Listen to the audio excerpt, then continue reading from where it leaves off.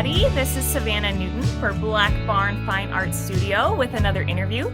Today we get to interview James Andrews, who is an upcoming instructor at the start of the new year, and we have some exciting things to talk about with him and ask him about his career. So here we go. Hello, James. Thank you so much for taking time to join us today. I know that you are super busy with everything in your life going on. It's never dull. I imagine not.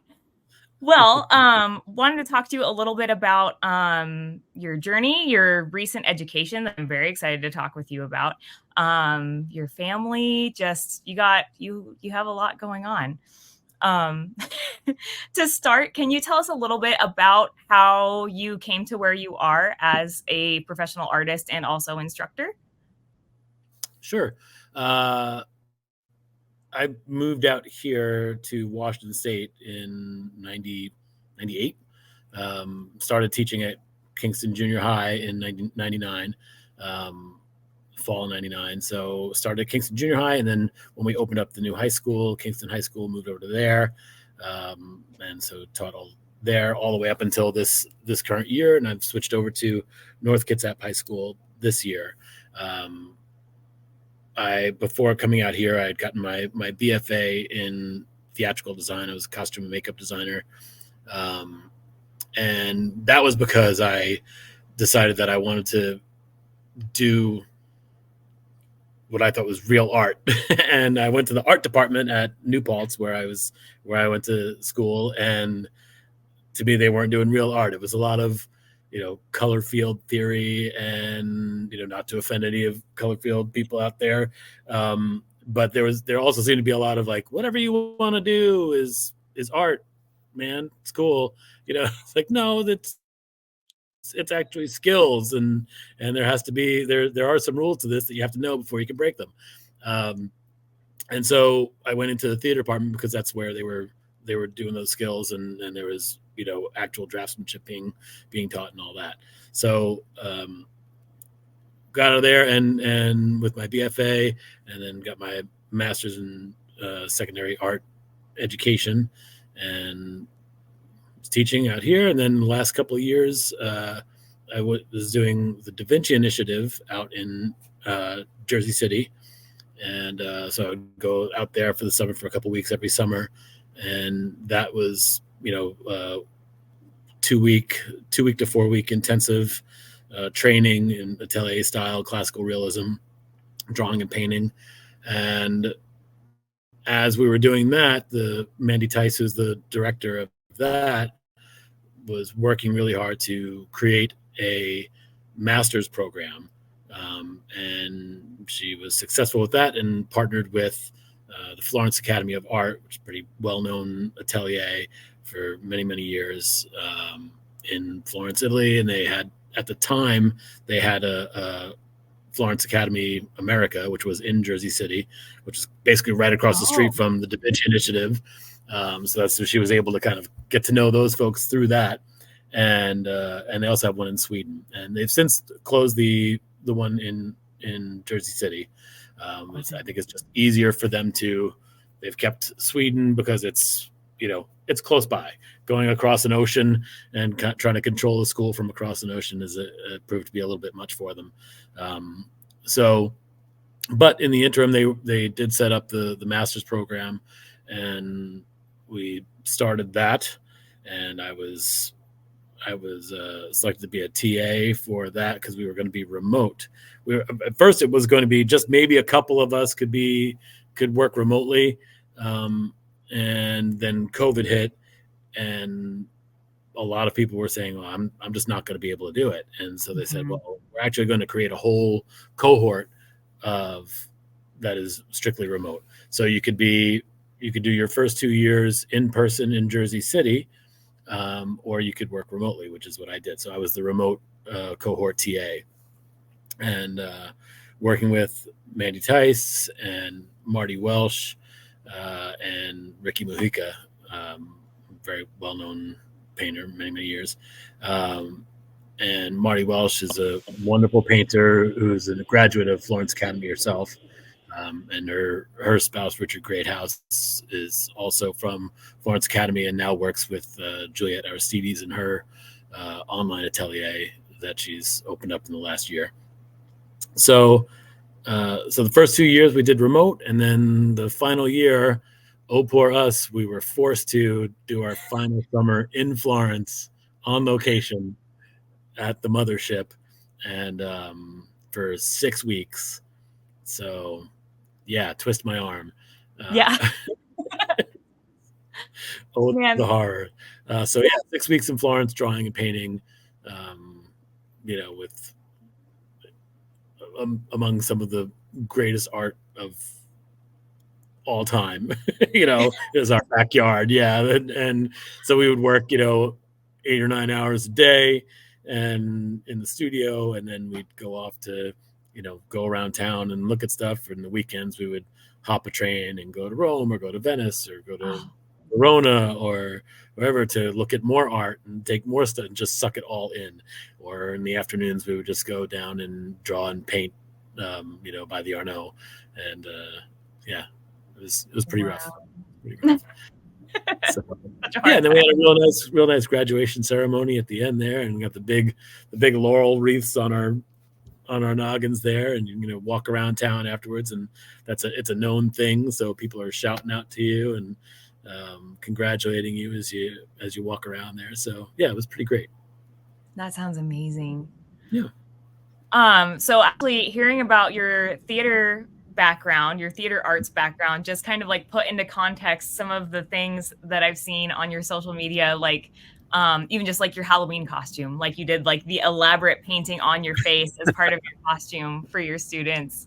And just even some of the, I mean, it's t-shirts, but I just feel like that must play a lot into, like, speak a lot into what you're doing. I mean, and right now you do mostly portraiture, right? So like, it's interesting. Mm-hmm. You did art on people, and now you do art of people, like the art on people in form.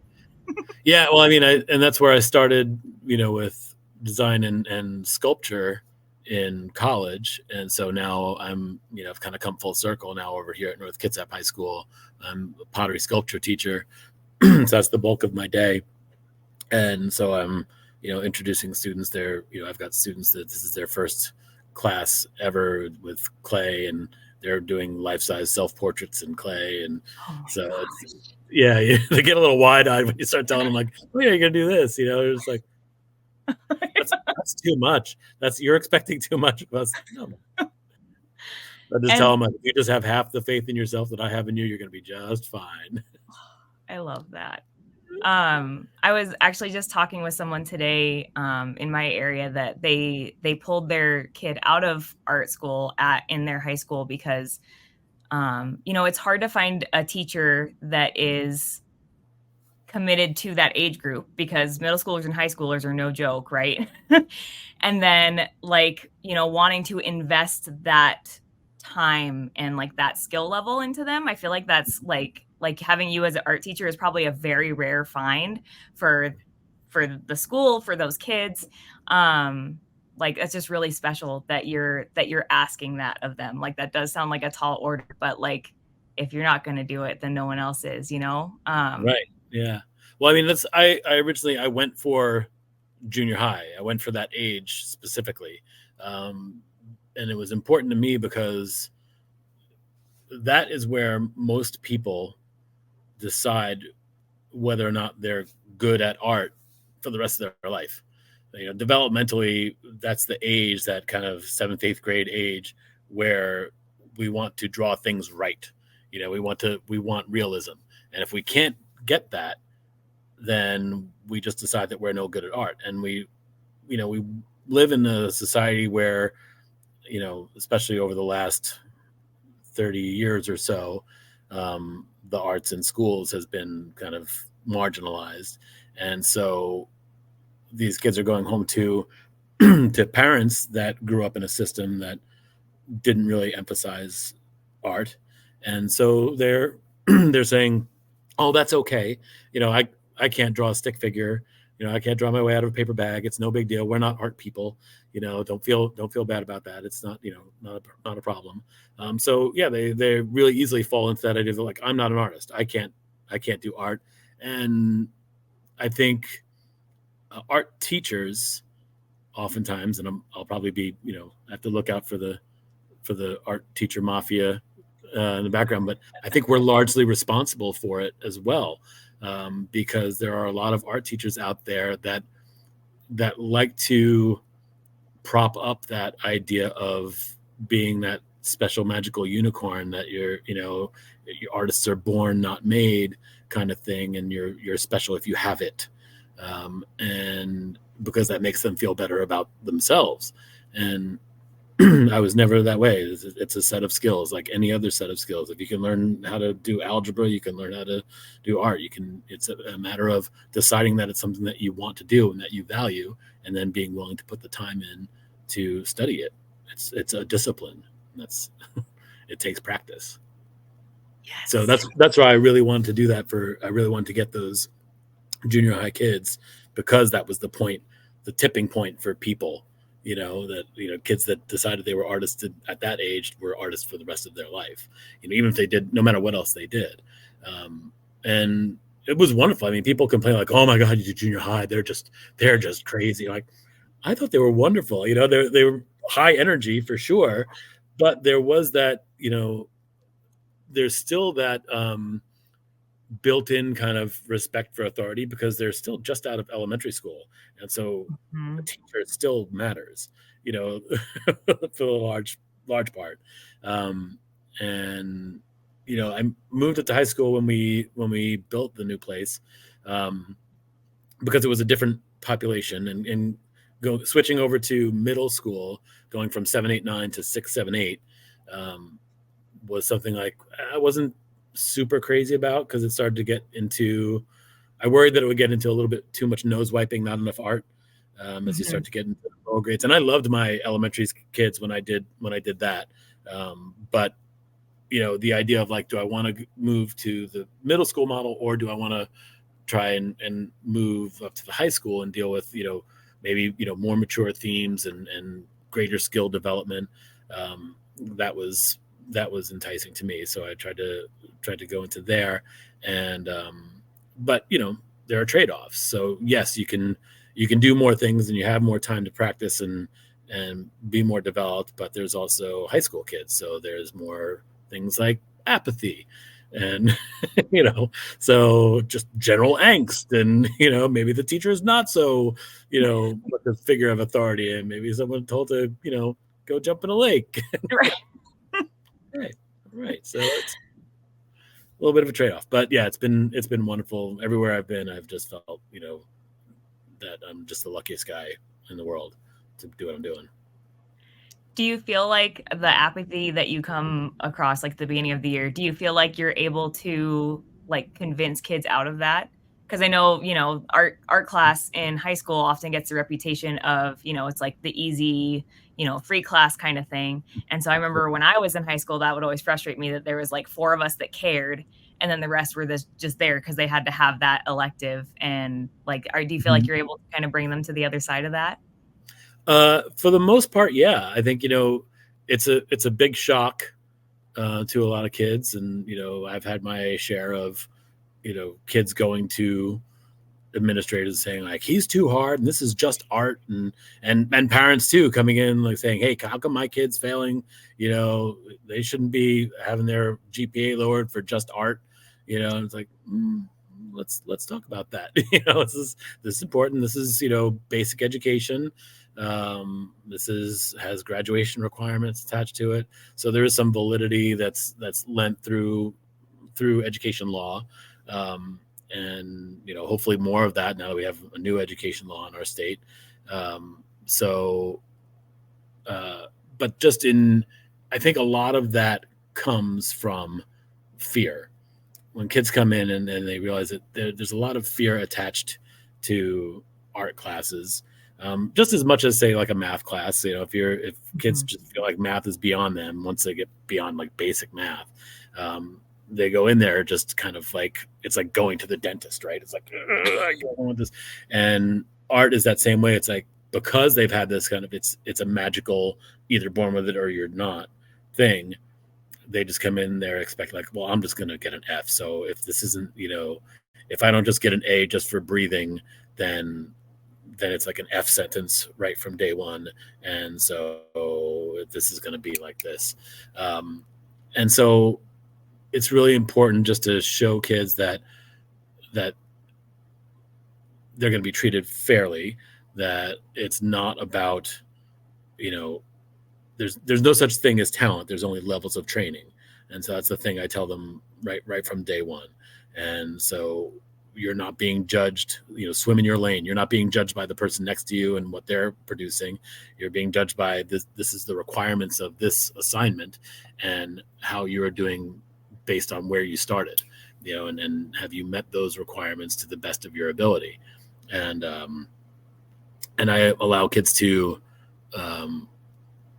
turn things in, all the way up until like a week before the end of the semester with no penalty in points, because people work at, they're coming to me with different levels of background in art, and they're coming to me with different levels of fear, different levels of perfectionism as to when they're comfortable turning something in. So to say like everybody is going to be done to the same level by X date is just dumb to me. It's not really, that's just not teaching for learning, so we do that, and they can also resubmit things as often as they want.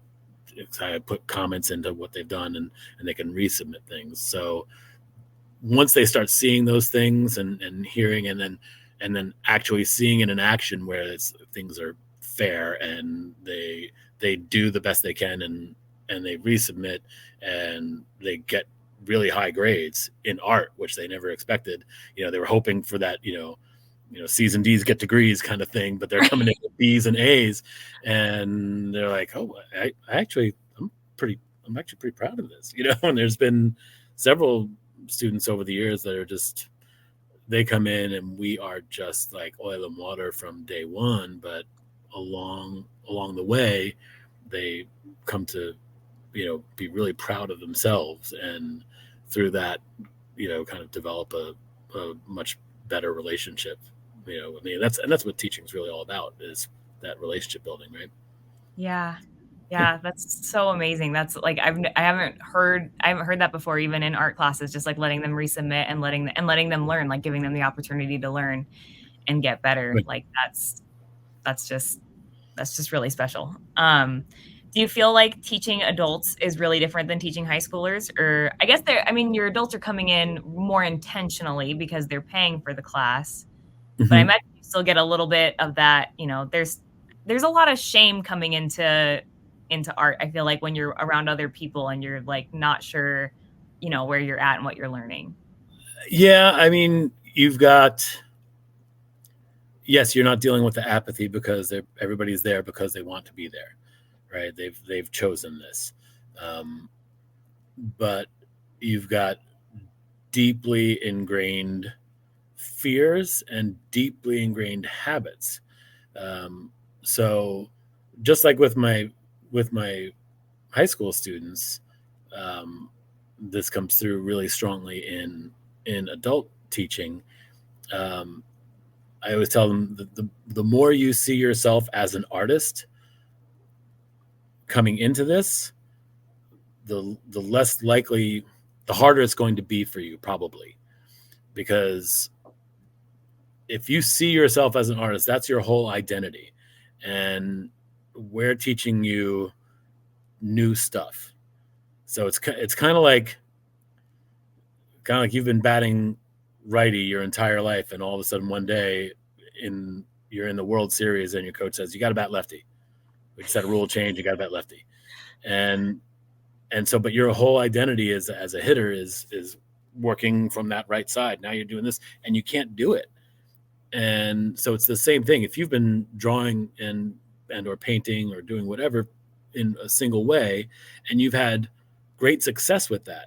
So I get that with kids all the time, like especially kids that are heavily into anime, right, or manga. And so they come in, and they've built up an entire identity as, this kid's really, I'm really great at manga. I am an artist. I'm the manga kid. I'm the art kid. And they come in and I'm teaching them to draw classical realism and different ways of seeing and the entire, Neb's process. And they feel like, as even though I tell them like, this is going to feel like you're drawing with your feet for a while, it's completely different. So they don't have success right away. And it goes right to their core, because it's not just I'm having difficulty with this, it's you're messing with my identity. Yeah. Right? And in high school it's everything, right? So especially if other peers have told them that they're good at that, that's probably really hard. Right. And so for adults the same thing comes in there, but for adults a lot of times it's a little bit more challenging, because when you're dealing with high school kids, they're just this kind of emotional open wound all the time. With adults, they're a little more hardened, and it's like a little bit more of a, well, do you know who I am kind of a thing. Like, I've been doing this for many years. Like, okay, good, but this is, it's really hard to teach people to give themselves over to instruction. So I've been in classes where it's totally not what I'm used to, and I know it's not the way I'm going to work going forward. Right. That's, when I'm going back, when I'm done with this class, I'm going to glean what I can out of this, but this is not the way I work. Right. So right down to the first thing that comes to mind is palette organization. Right. So working with my different instructors, and they've got, the entire value and color spectrum of daubs of paint, and everything is highly organized, in this grid system on the palette, and never going to happen. Never going to happen here. Right. Like a 6-color palette, and everything's just kind of blended into, looks like a big old mess if you don't know what you're looking at. But it makes sense to me. But yes, when you're in there, it's amazing how people will go and pay for a class, but then get into the class and immediately begin arguing with the instructor about the thing that they're teaching. Right. So it's, you have to give yourself over to that instruction for that time period, and say, okay, I'm abandoning what I do and adopting this person's methods for this time. And I might find something that I can incorporate into who I am as an artist through that. And that's what I'm paying for, right? I'm paying for that other experience. I'm paying for, someone to show me things that I don't know. Right? Why would you pay for someone to show you things that you already know and you already do? You might as well buy yourself a trophy or something. Go practice. Yeah, just go practice. Right, exactly. So just stay in your studio, save the money, spend it on nice brushes, and and that's it, and just practice. But if you're taking classes and workshops, you're saying, I don't know this thing. This person knows some things that I don't. So why are you going to go into that and just immediately start saying you don't know what you're talking about? So that's the challenge, right? So and it's the biggest thing probably to negotiate and navigate when working with adults, because they can just get up and walk out too, and it's egos are difficult. You want to make sure that people do feel good about what they're doing, so yeah. It is interesting. It ties kind of into your own pursuit for higher arts education too, and the way that you moved around, because you said it right at the beginning, you need to know what the rules are before you break them. Right. And that even ties into, because with art, you don't exactly know what the rules are unless you are dealing 100% in realism. But even in that, there's different orders that people paint things that they've decided is the rule. And so I just like that you point that out, that there's different sets of rules, and it's important to learn those different sets of rules so that you can apply them and how to break those rules in a way that works best for you. But it's important to to still know the basis. Yeah, you can't do creative writing if you don't know your alphabet and regular basic structure, right? So you have to have the skills, and by being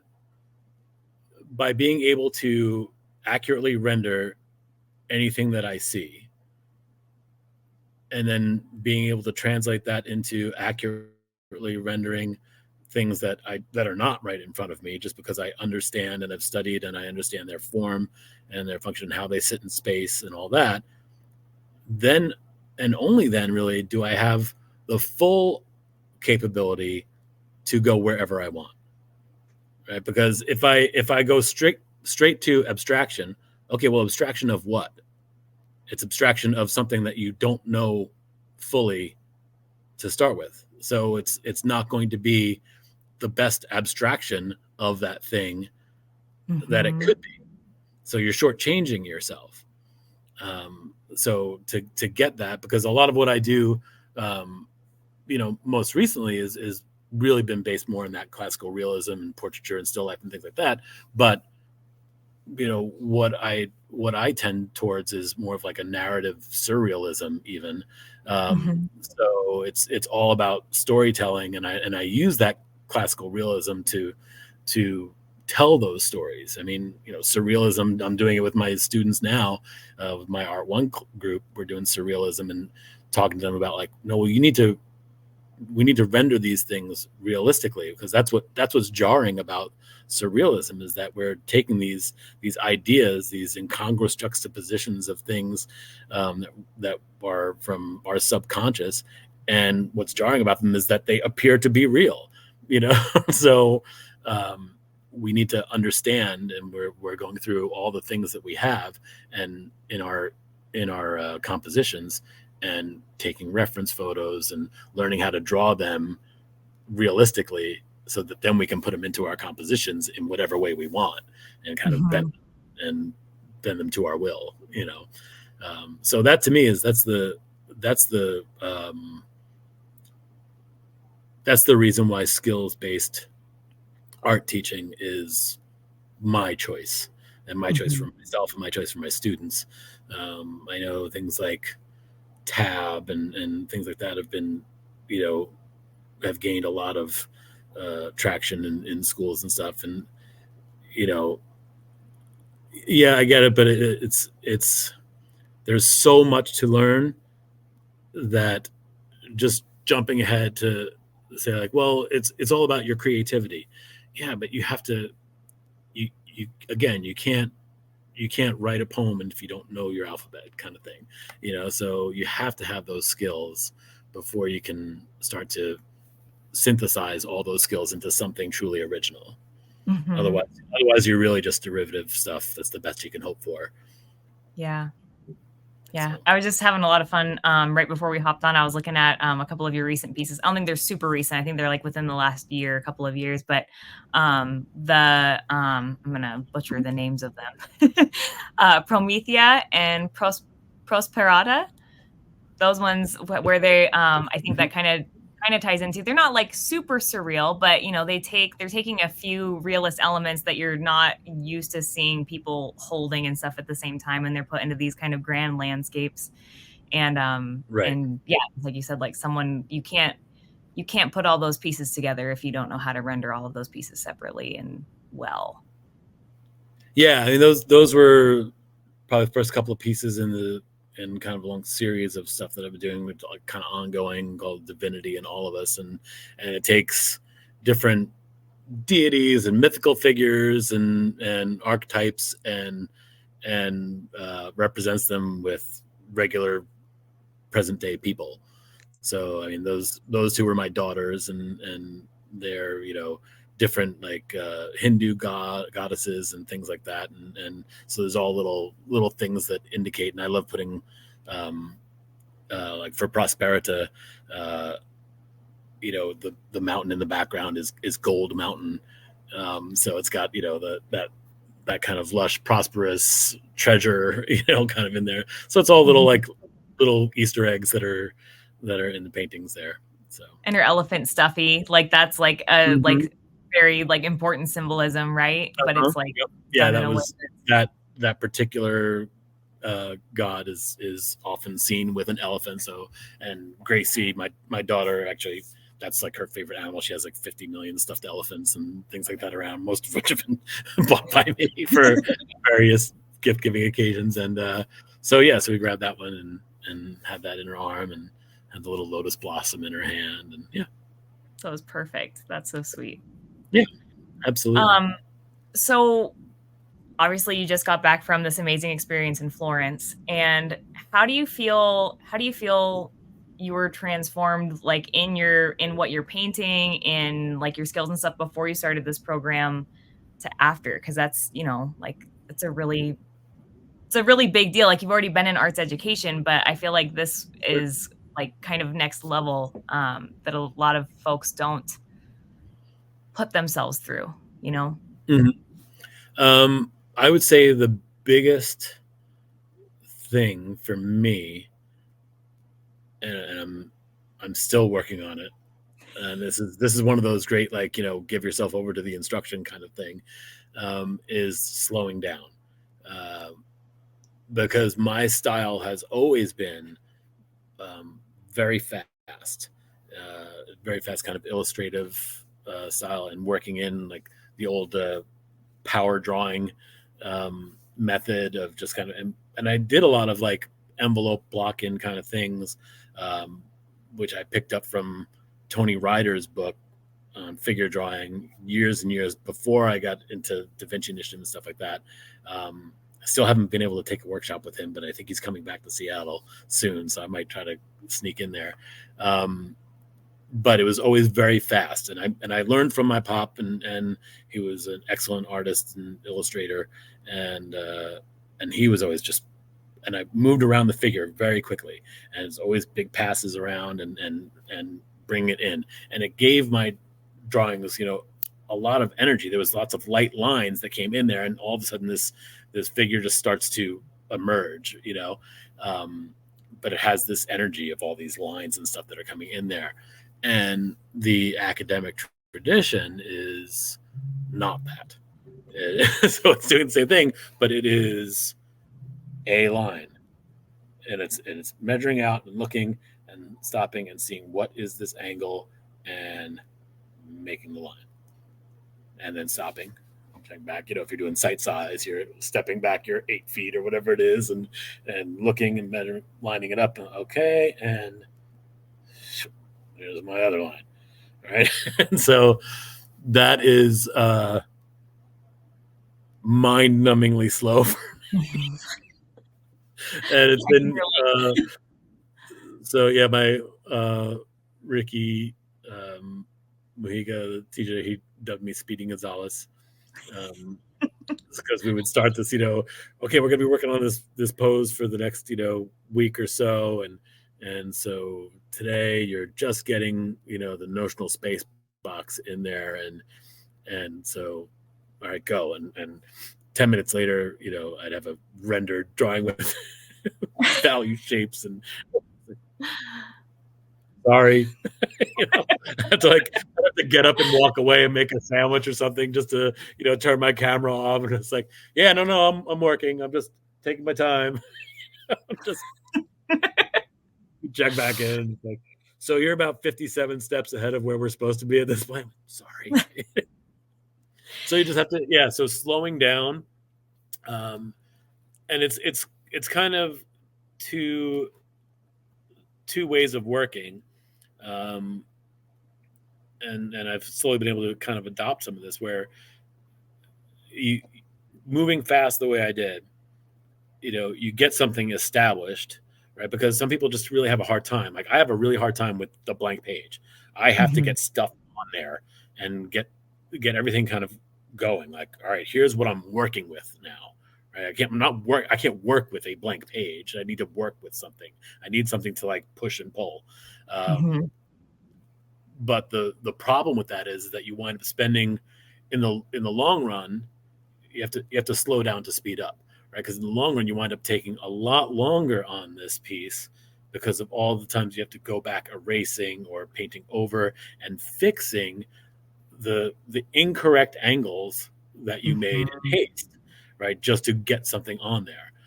So by slowing down and getting it right that first time, you're actually speeding up and getting a more accurate work sooner. So that's probably the biggest thing that I've had to just like, okay, it's not a race. You don't need to be done. And that's with theater too. I mean, it's like, yeah, we got a deadline. We need these designs. We've got the entire chorus. Everybody needs a makeup and a costume design. And, we need the people that are actually sewing these things. And we've got makeup call in a week. And, you've got a cast of 27 and we need designs for them and figure it all out. It's like, okay. Right. So, yeah. So, yeah, everything that I had done up to this point was, geared towards finishing. I wanted to get into being a comic book artist, comic book penciler. You're doing 15 to 30 pages every month, right? And you got to be a month ahead of that deadline. And so people have no idea what kind of speed that takes, and they flip through and they don't understand until the first time you try and do, well-drawn multi-figure with backgrounds and dynamic anatomy. Like, my God. Yeah.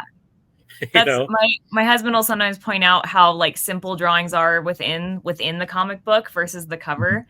And, but then at the same time, he's like, we should make a comic book together. And I'm like, I don't think you understand what goes into that and what you're asking. Like, I don't think you understand what you're looking at. Cause yeah, like a person had to sit here with, 6 panels on a page and all of the other panels on all the other pages and get through all of like, yeah, it's going to be simplified a little bit. Yeah, we should do that, honey.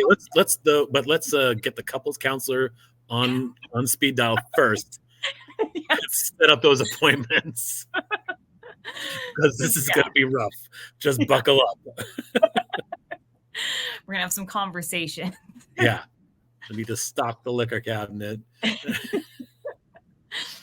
But really, like, and that, like, it makes sense that you would work more quickly. And I think it's, like you said, like important practice to learn how to move slower, but it makes sense that you were working quickly for the, the theater work that you were talking about, but also like, because you are a very busy person, like you have a family, you have 2 daughters, you have, like you're teaching, you're working full time. So it's like, you're doing a lot of things. And so it's like, I have to finish this piece so that I can, so I can make a piece.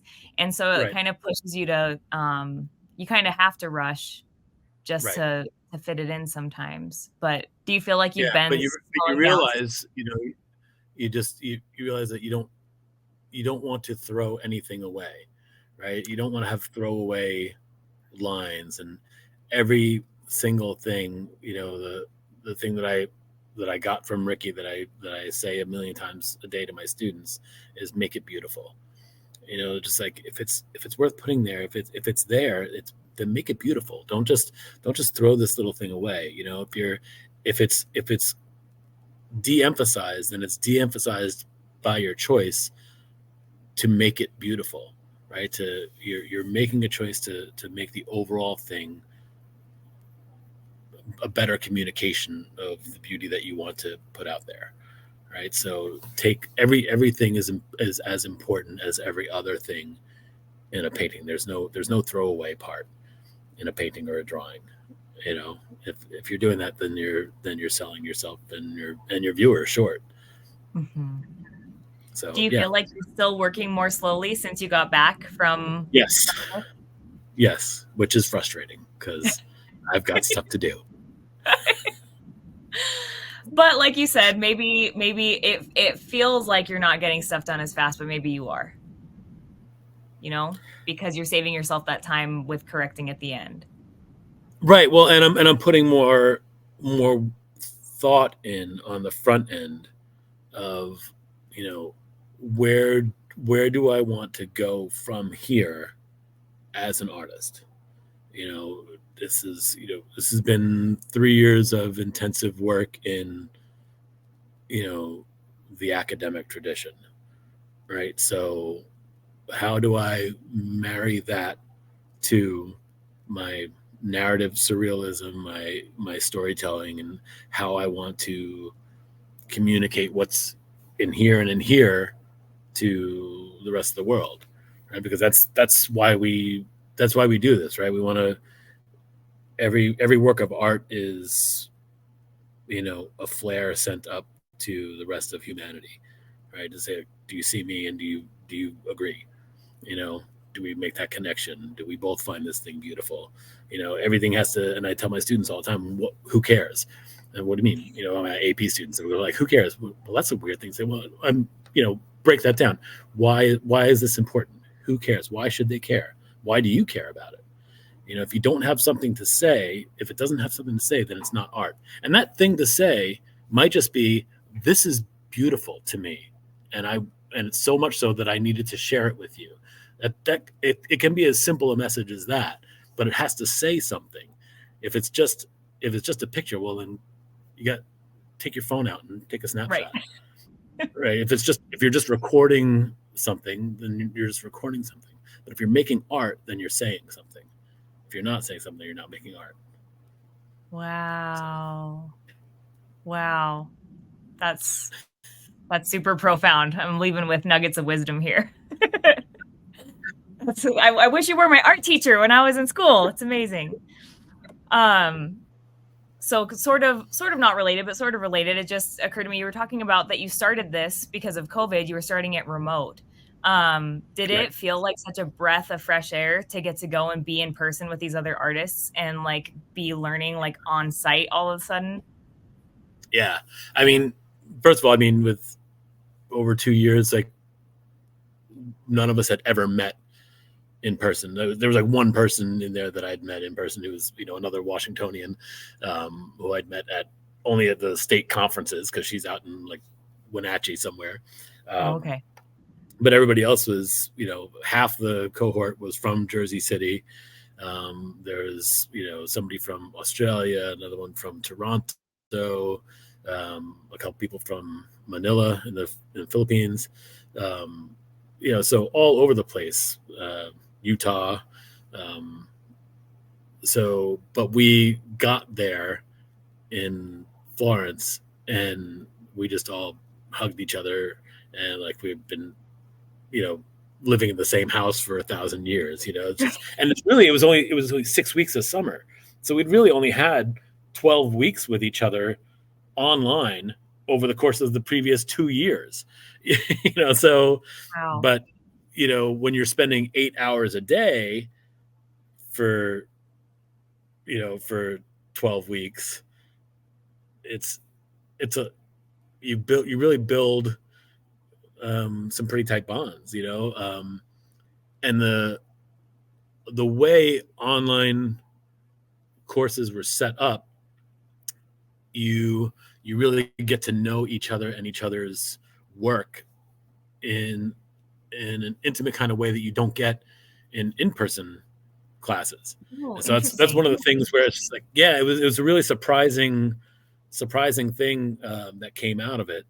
Because at first we were like, oh man, we're gonna be remote, so it's just not the same, and it's not, right? But that doesn't mean it's worse. It's just not the same. And that was the big thing that we got out of it, that I noticed right away, is that when you're in a group setting in a class, the instructor's coming around and giving you critiques throughout the class and throughout the day.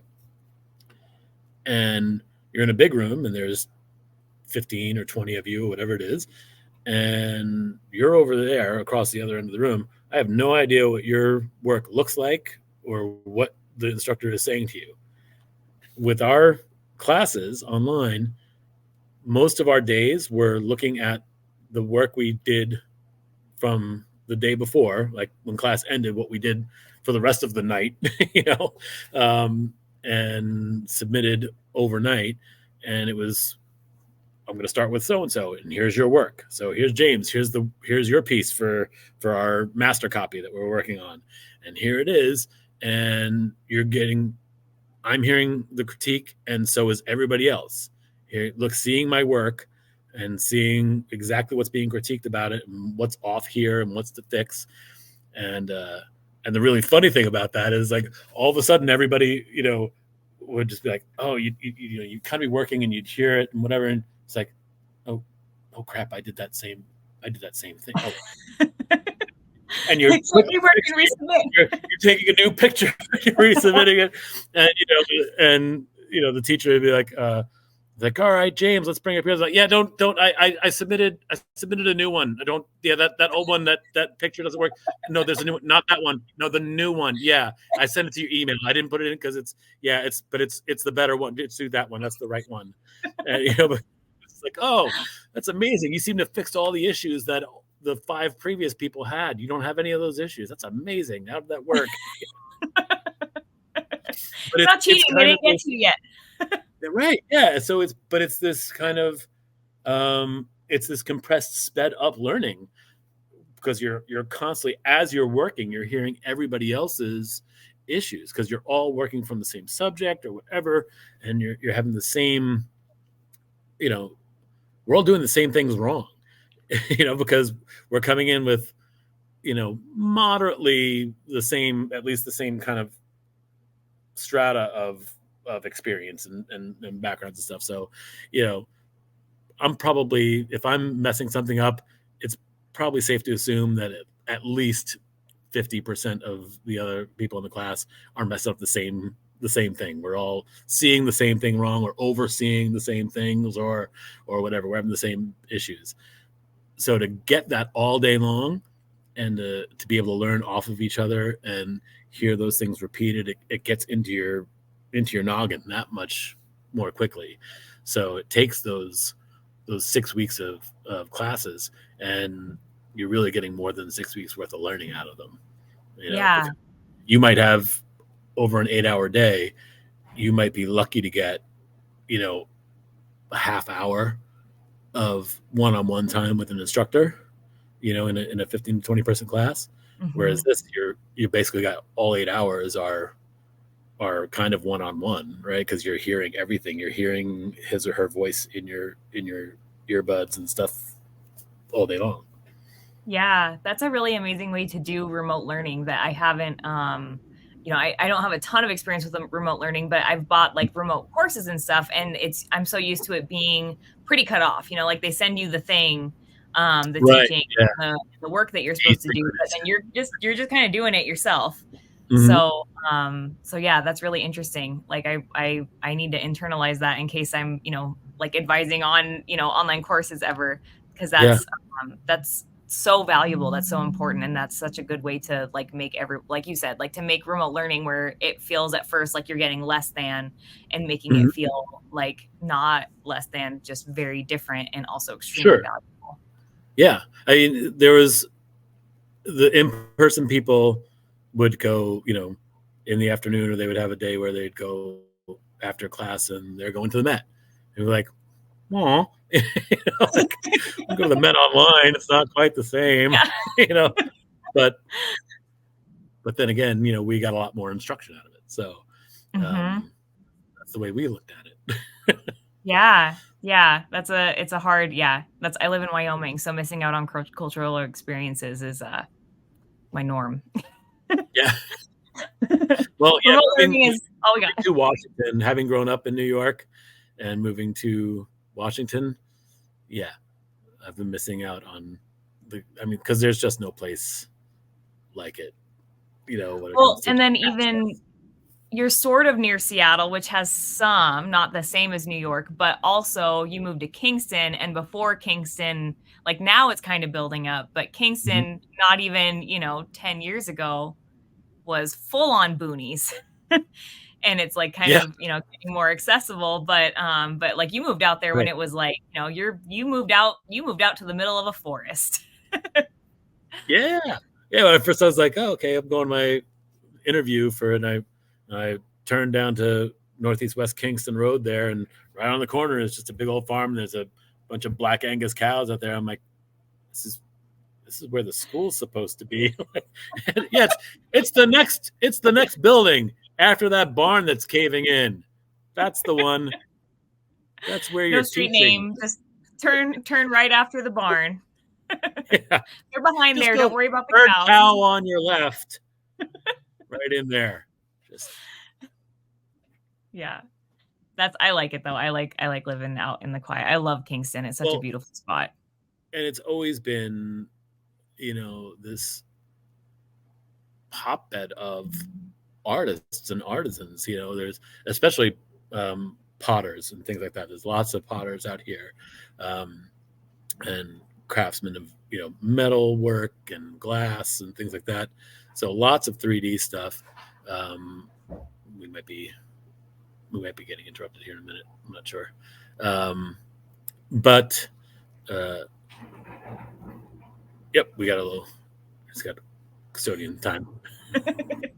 So yeah, it's always been this really rich community of that. So now to have Black Barn, it's kind of really elevating and getting to where it's grown into.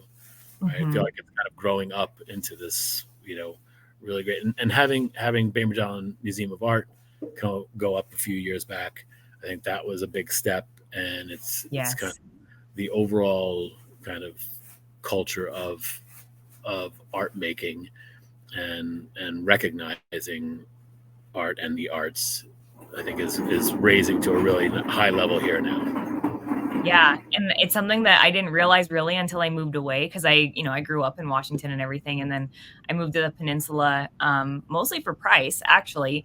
But I got dialed into all my little art circles, with Eileen and with Derek and everything with Artist Edge, and I just thought it was just because of working at a frame shop. I just was like in touch with those folks. But leaving Washington, leaving the Olympic Peninsula, I'm like, no, that is like artist mecca. Like there is just so much to learn there are and pockets. see and to like network with. Like it's just such an amazing place to be and to like chat with folks, because like you said, like I feel like almost everyone you talk to is an artisan of some kind out there. Yeah. If they're not doing it like full time, it's their big passion. They can't wait to get done with work so they can go and get into the studio. Yes. Yep. Lots of fiber art too. Lots of fiber art. Yeah, that was it was fun. I got to like help organize shows and stuff, exhibits sometimes, and it was we ended up leaning more into fiber arts than a lot of things, just because it was there's a lot of really skilled people in that facet out there. So you, as I brought up several times on this, you juggle like a lot of things. Do you have any tips for other artists that are trying to balance all the things and like trying to be an artist while they have to, be a parent and have a full-time job and all that? Don't do as many things. Yeah, it's tough because it's a strain.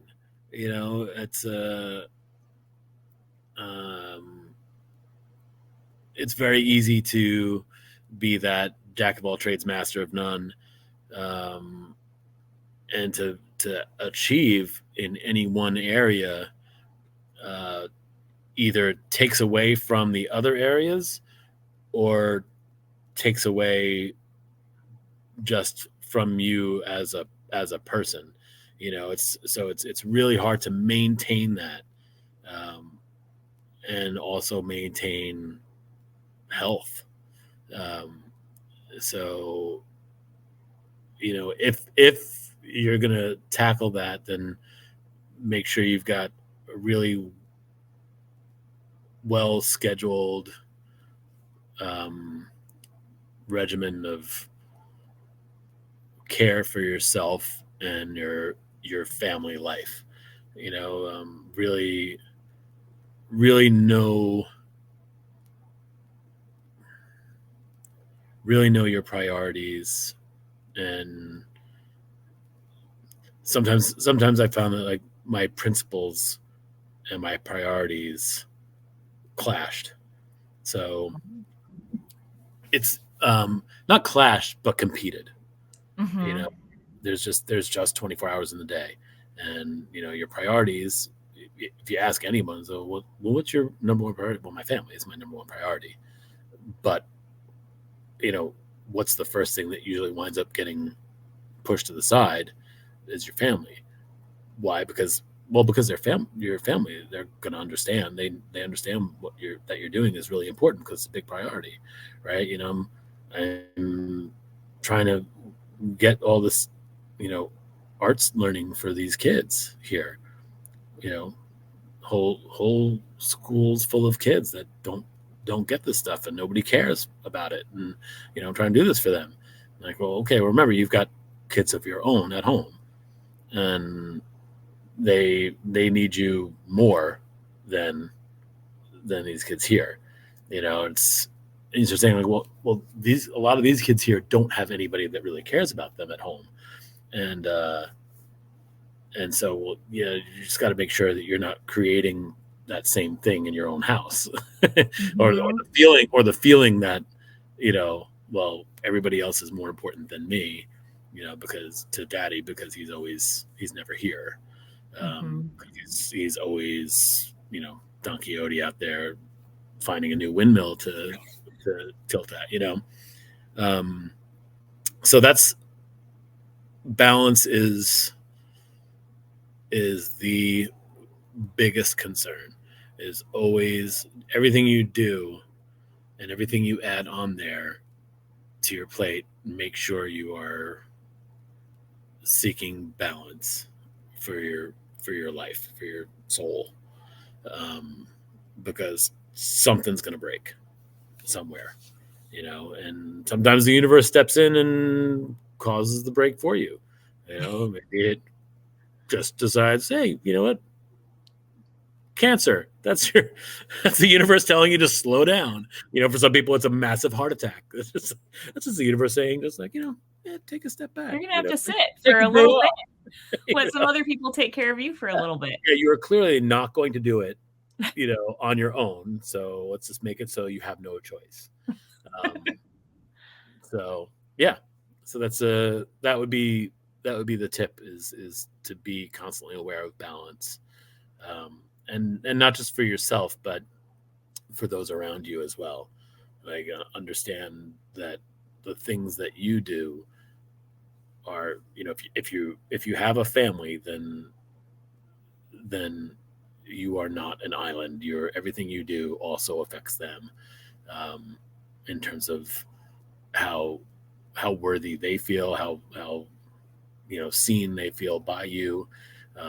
So make sure that the way you feel about them is never in question for them. That they always know, like, no, I'm the most important part of his life. Us here, this family in this house, this is the most important part of his life, and these are the things that are really important. And then that way, everything you're doing can be something they admire and not something that they grow to hate because it's constant competition.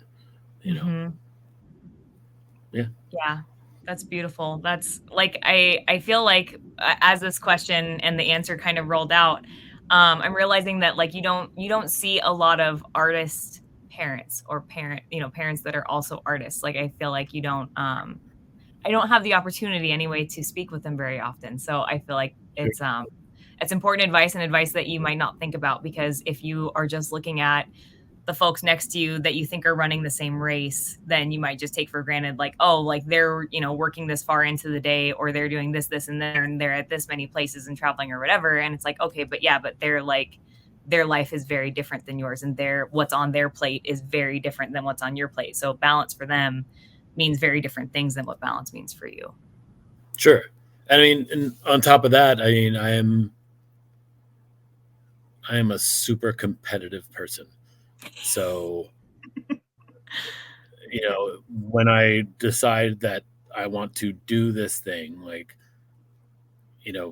art's important, and arts and education is important, and I come up against a system that says, no, it's not. And so my response is, well, up yours, watch this. And so I will outlast you. I will fight more than you and longer than you, and I will win, because that's how it goes. And so um, and that gets in the way. Like, that means many extra hours because it's you against the system. It's like Mhm. a lot more people on the team and all kinds of hours, and Yeah. I've just got few, and so yeah, so that's again, just get out of your own way sometimes, and realize that you can't necessarily do do everything you want right now. You know, Yep. The right it's now, that's the uh, yeah, it was Covey, right? It's 7 Habits. It's schedule your priorities rather than prioritize your schedule. So, Oh. that's the seven Ooh. habits of effective people. Oh, Um, okay. I think so I yeah, own start that book. with I just haven't read it yet, so gonna have to dive into that. You're giving me all kinds of little wisdom nuggets today.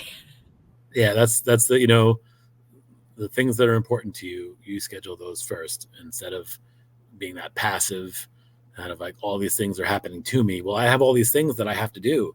Well, you don't have to do all those things. You have to do the things that are important to you. You schedule those first because that's the things that feed your soul and make you happy and make those around you happy.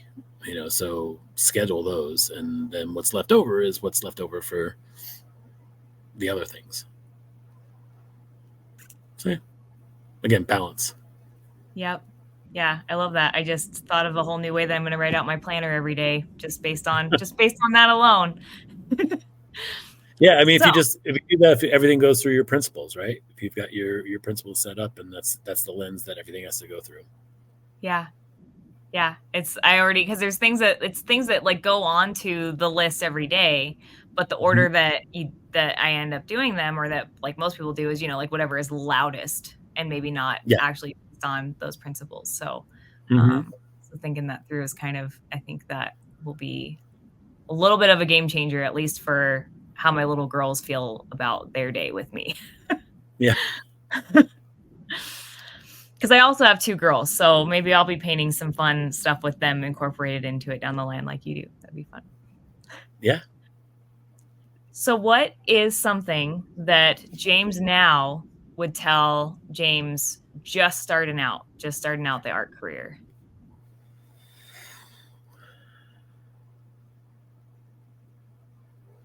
It's tough because I don't like to look back. I don't necessarily believe in regrets because I think that we make the choices that we make, and if we didn't do the things that we did the way we did them, we wouldn't be the person that we are right now, right? Because we're formed and shaped by our experiences, right, and those choices that we made.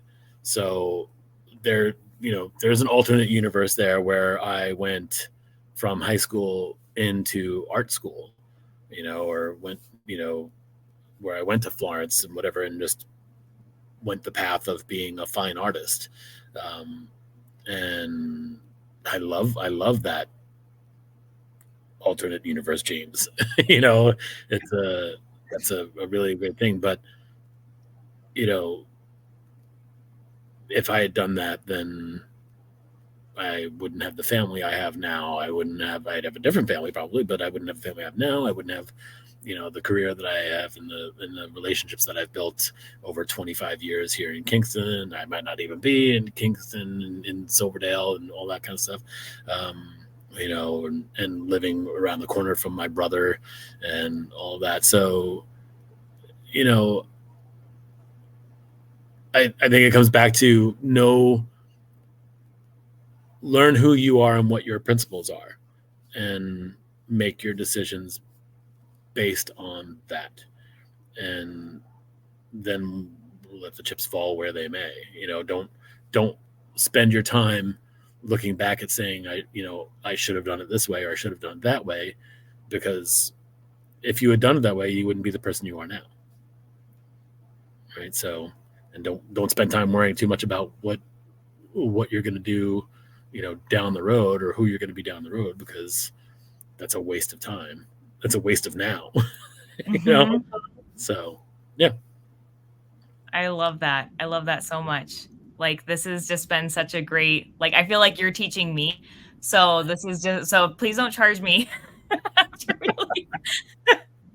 Because yeah, I feel like I just got some like lessons that, this is, if this is the kind of stuff that you're going to be dropping in your class, then, folks are in for a treat. Speaking of your classes, I am going to drop a link really quick where they can find your upcoming workshop at Black Barn. So there it is. So it's blackbarnfineartstudio.com/workshops and classes. And if you scroll down a little bit, you'll see James. He's coming up on February 3rd and 4th. And it's going to be a treat, and you might get like amazing life advice at the same time, because that's a little bit of what we got today. We'll start each class with a meditation, and we'll go from there. Love it. James, thank you so much for meeting with me again today. I know that just you got a lot going on, and so working me into the balance is the whole thing. So my pleasure. Absolutely. Hopefully I get to participate in the class in the February. I'm trying to work it out that I can come out there, so we'll see. Oh, nice. Very cool. Be really fun. So we got the workshop, and then we've got the 4-week class end of February, beginning of March.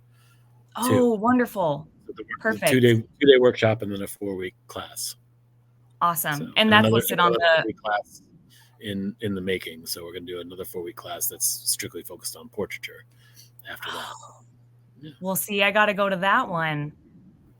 Goodness. So that last one's not on the website yet, correct? Right. The portraiture one is not on there yet. They've just got the 2-day workshop and the classical drawing 4-week class. Perfect. That's great. So yeah, so go and learn from James on the proper rules before you start breaking them, and then there'll be other classes to take that you can start breaking them. Absolutely. Thank you, James, so much. We'll see you soon. Talk to you soon. Bye. Bye.